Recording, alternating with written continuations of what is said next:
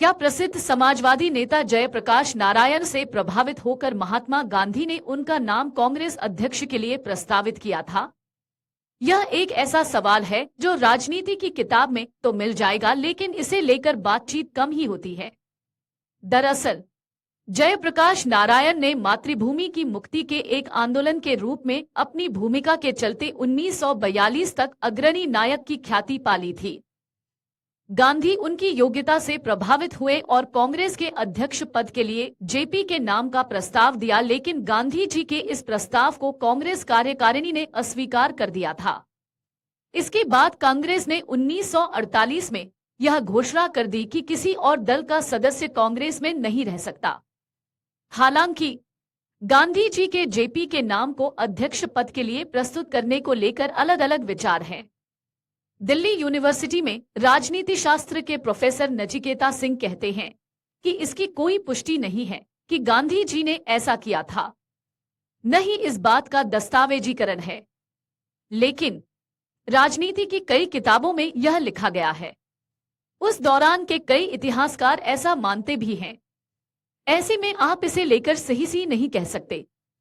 यहीं से जयप्रकाश नारायण और कांग्रेस के संबंध विच्छेद की शुरुआत हुई। इसके बाद 1948 से 1950-52 के बीच जयप्रकाश नारायण ने राम मनोहर लोहिया के साथ मिलकर सोशलिस्ट पार्टी के पुनर्गठन का काम किया।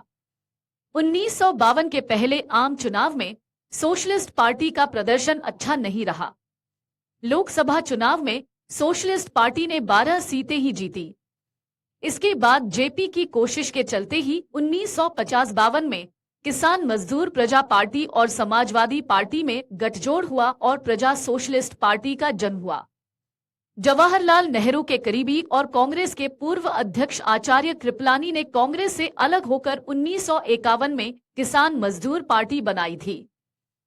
किसान मजदूर पार्टी ने 67 साल पहले हुए भारत के पहले आम चुनाव में 16 सीटों पर चुनाव लड़ा था और पार्टी के खाते में 9 सीटें भी आई थी।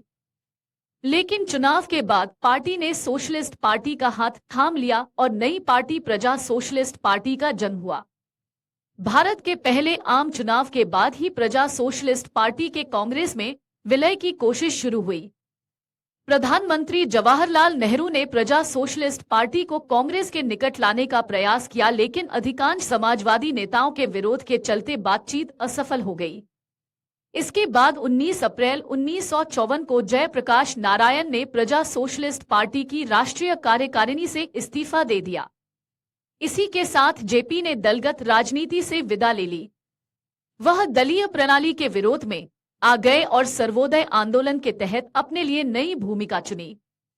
1954 के 20 साल बाद एक बार फिर जेपी सक्रिय आंदोलनात्मक राजनीति के क्षेत्र में उतरे।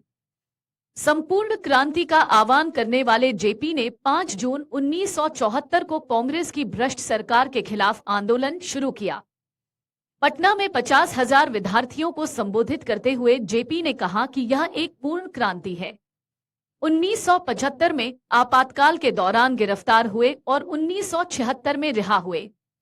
जेपी ने 1977 में इंदिरा गांधी विरोधी शक्तियों को एकजुट करने में महत्वपूर्ण भूमिका निभाई।